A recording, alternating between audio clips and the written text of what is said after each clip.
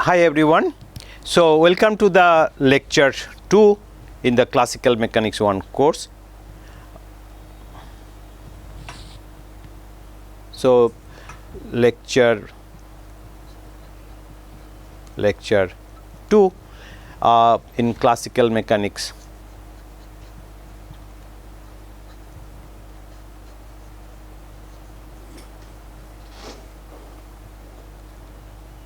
Mechanics 1. In this lecture, we will mainly focus on Newton's laws of motion.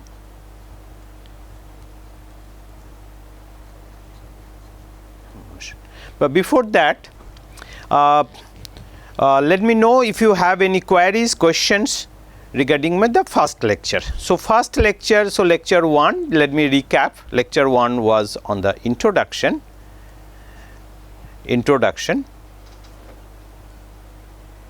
of this course.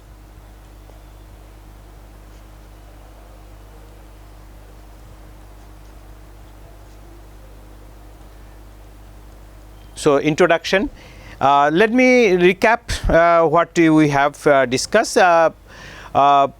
We had the discussion on the content of this course. So we had content,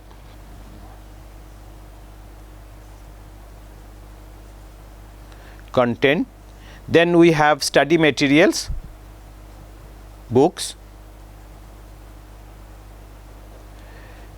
we had plan, we had motivation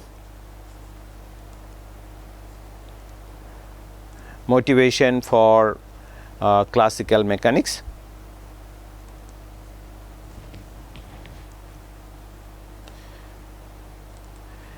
and we also mention about the prerequisites.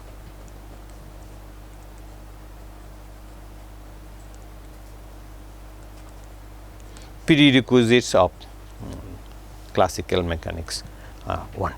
So please let me know your feedback, and please write in the discussion forum regarding the feedback of this course. If it is if you want to change the plan, or you want to have more study material to include in the syllabus, that is possible if the time is permitted, and so please feel free to give your feedback, and then I'll myself tune with this your feedback, such that we can have a good understanding of this teaching in this course. So I hope you will able to learn. So let me briefly introduce or give some kind of discussion on the Newton's laws of motion, which is familiar to all of you. So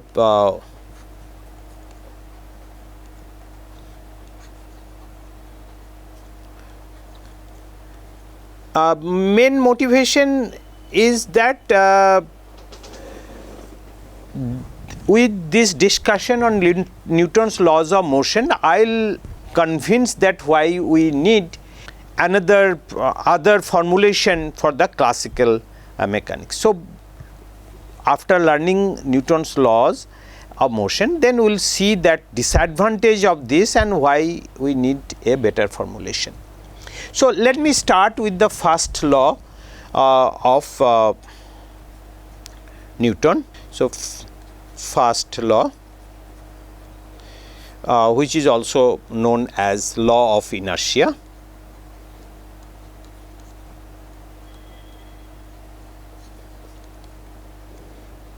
Okay.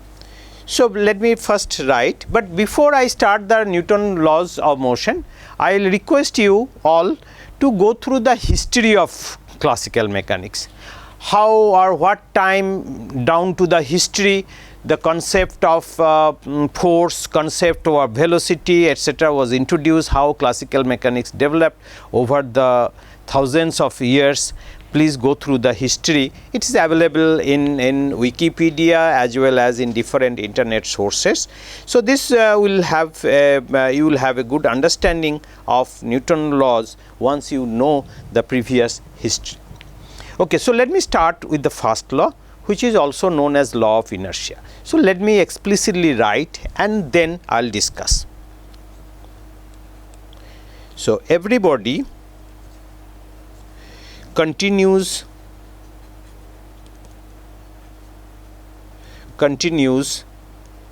its state of rest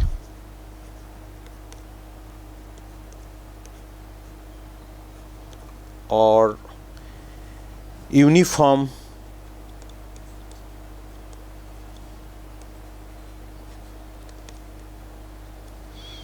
motion in straight line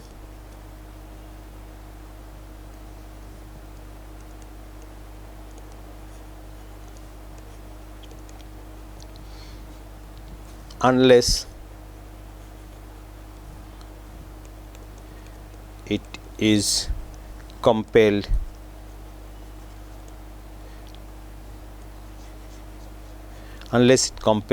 by external forces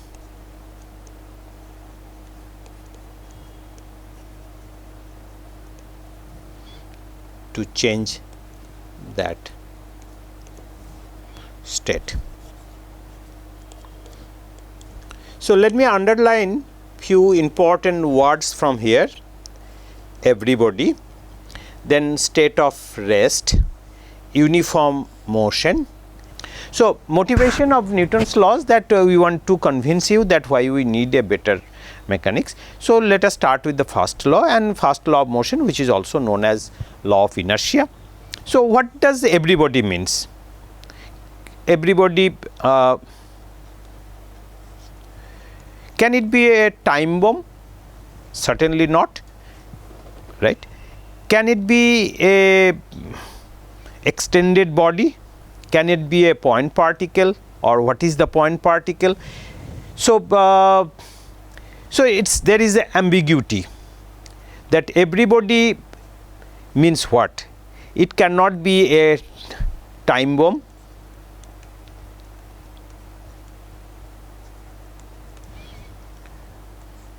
particle with no internal no structure,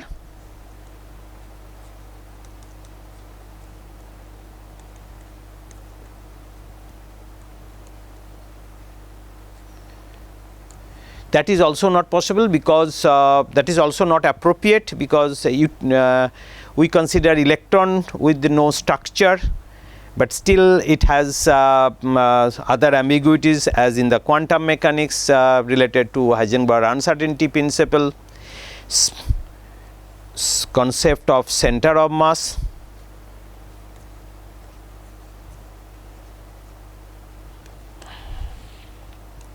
So this gives lot of things. So here we need to define the concept of point particle. So that I will define concept of point particle. So what is a point particle? Okay. So point particle is a very relative concept. For example, let me put this question: is Earth a point particle?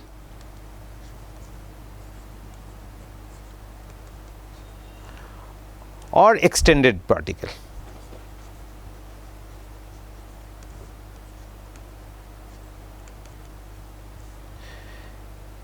Same question with Newtons. Can Newton be a point particle, or proton? Newton, proton, can they be a point particle?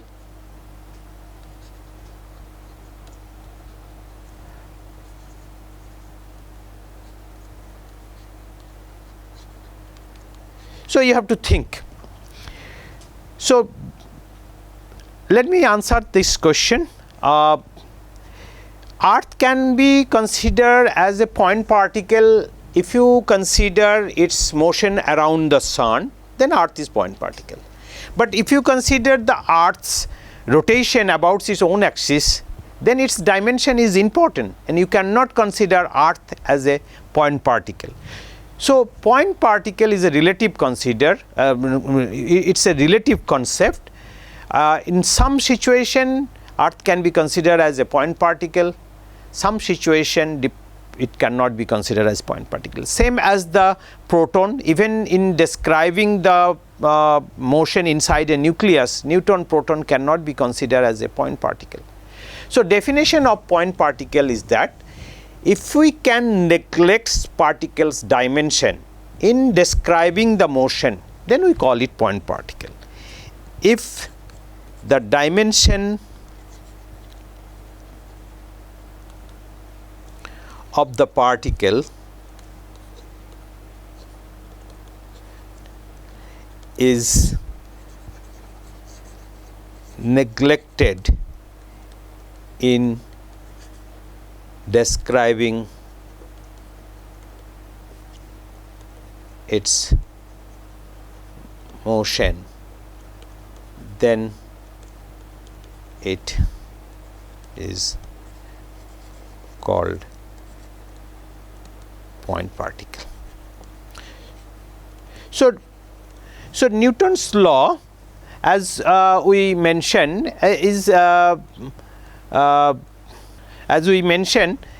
can be considered, it's written everybody. So, everybody one needs to define what is the meaning of everybody. Okay, now let us come to the state of rest. So, we will see that this course will mainly concentrate only the point particle. There will be another concept in the rigid body which will come little later. So, state of rest. So, what does it mean? State of rest. So, this gives the concept of inertia frame. So, particle is rest. This is of course a relative concept, everything earth itself moving. So, what we see at rest in earth is actually not at rest. So, the meaning of uniform motion,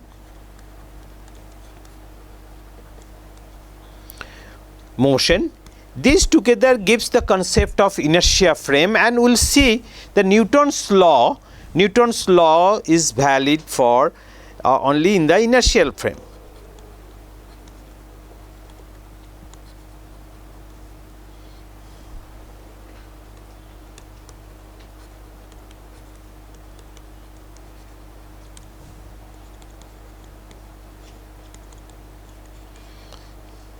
So, state of rest with respect to what?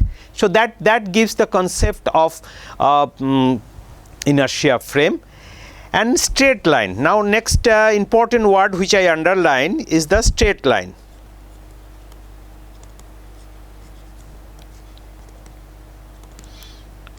So, here one need the concept of time interval. So, straight line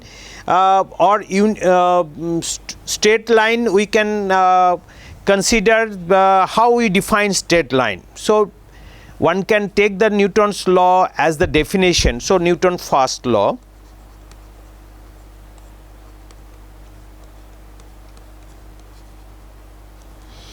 Can be considered as the definition of inertia frame.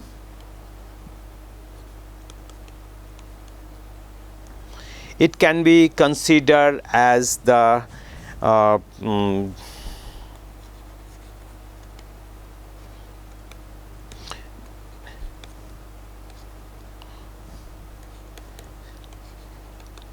line. It can also be considered as definition of straight line. Straight line I already mentioned, definition of time interval.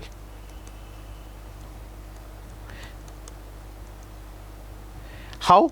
because it says the uniform motion. Uniform motion means that equal distance at equal time.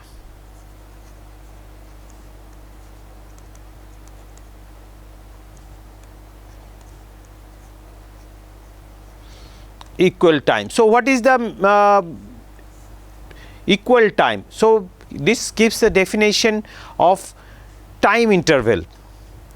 So, how time interval is defined? In school, most of you or some of you at least has seen this problem, that simple algebraic problem, that if 5 bells takes 5 seconds to ring,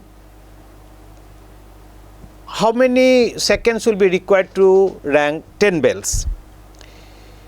So, now this question answer is certainly not 10 seconds, because 5 bell ringing means 4 interval. So, 4 interval takes 5 seconds. So, how many seconds will be required to ring 10 bells? That means 9 interval. So, conceptually, if you have one bell, then there is no time interval. So, it is between the two events. So, one has to count. In very early ages, people used to count from sunrise to sunset and then divide it to in different categories to give a time interval. So, the Newton's law, if you carefully analyze that, it can be the definition of inertia frame, it can be the definition of straight line, it also can be used as a definition of time interval. Okay, so now let us come to the second law. Okay, second law, let me write, which is also known as second law, so which is also known as law of causality.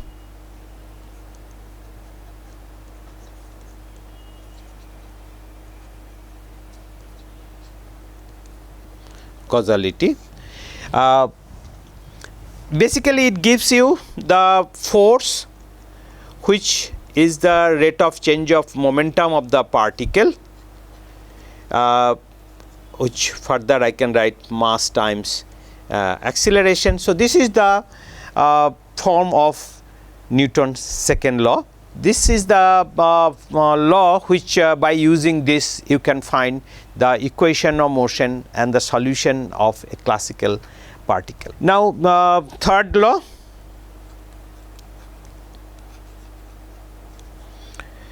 Third law, let me write. So, this is also known as law of reciprocity.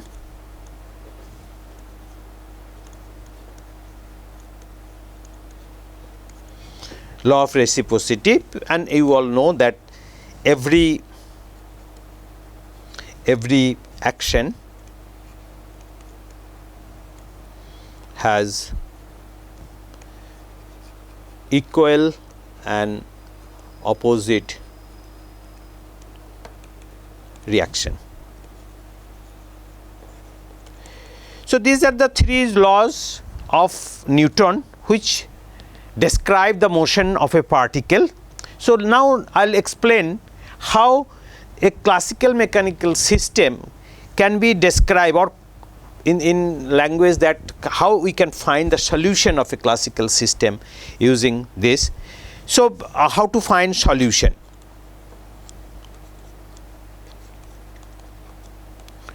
Find state of a classical particle.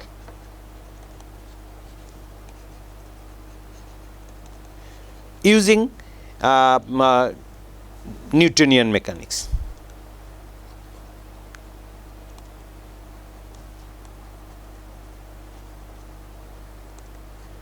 Okay.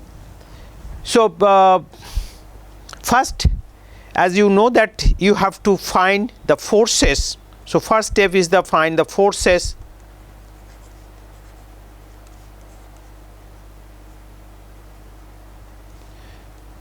on the forces on each particle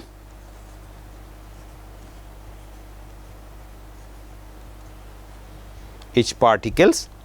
Generally, this is a second order differential equation.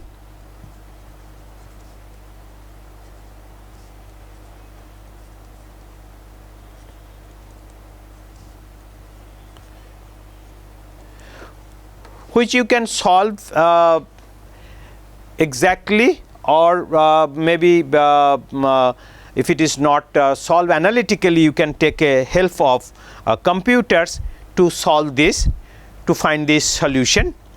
Let me write, if you have many particles, let me write the form of this. So, say the jth particle, force acting on jth particle, which is rate of change of moment of the jth particle, sum over j not equal to I f j I times f I jth particle on the external force. So, this is external force, and this is the internal force. Okay. So, one has to calculate in principle this force for each particle, that you have already done in your schooling 12th class, that how to draw a free body diagram and then calculate the force, and this is a second order differential equation, and with this equation you can solve and to find that how the position of the particle changes in different times. And the different symmetries of the system,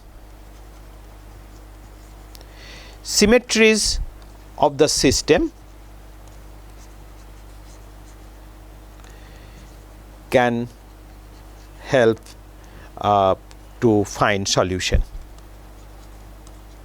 So, let me recap what we have done in this lecture 2.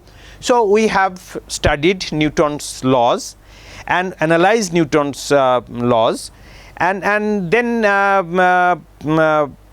how to find solution of a classical system using Newton's law. And now in the next lecture we will see what are the disadvantage of this method, and symmetries, I mentioned the symmetries. What are the symmetries that I will mention? So, the activity question for today's lecture is that what are the difficulties in using Newton's law? Try to understand this, and maybe we can start next lecture with the mention of difficulties in using Newton's law and the necessity of new formulation. Okay, thank you.